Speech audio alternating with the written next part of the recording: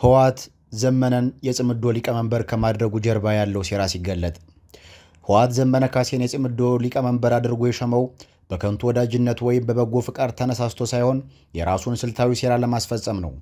ዋና ዓላማውም በአማራ ህዝብ መስዋዕትነት የተመለሱትን ታሪካዊ የአማራ ርስቶች ማለትም ወልቃይትና ራያን መልሶ በእጁ ለማስገባት ነው። ይህ አካሄድ የህወሓትን የረጅም ጊዜ ተንኮልና የስልጣን ጥም በግልጽ የሚያሳይ የፖለቲካው ቁማር ነው። ዘመነ ካሴ የአማራን ህዝብ እውነተኛ ትግልና ደም ለገንዛ ጥቅሙና ለህወሓት የፖለቲካ ስልት አሳልፎ በመስጠት ታሪካዊ ክህደት ፈጽሟል። ይህ ድርጊቱ የአማራን ህዝብ ከጀርባ የወጋና ለህወሓት የበላይነት መንገድ የከፈተ አደገኛ እርምጃ ነው።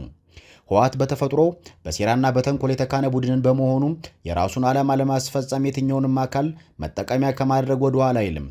ዘመነን በግንባር ቀደምትነት ማስቀመጡን በአማራ ኃይሎች መካከል መከፋፈልን በመፍጠር የመቋቋም አቅማቸውን ለማዳከም የታሰበ ነው። በዚህ ዘዴ ያለምንም ትልቅ ወታደራዊ ዋጋ ወልቃይትና ራያን በውዥንብር ለመውሰድ አቅዷል። ይህ የጽምዶ ሊቀመንበርነት ሹመት በአማራ ህዝብ መስዋዕትነት ላይ የተደረገ ህገወጥ የፖለቲካ ንግድና የክህደት ማረጋገጫ ነው። ህወሓት ዘመነን በመጠቀም የአማራን ህዝብ ጥያቄዎች ለማደብዘዝና ክልላዊ አንድነቱን ለማፍረስ እየሰራ ይገኛል። ዘመነ ለዚህ እኩይ ዓላማ መጠቀሚያ በመሆን የአማራ ህዝብን ለመሸጥ እየሰራ ነው።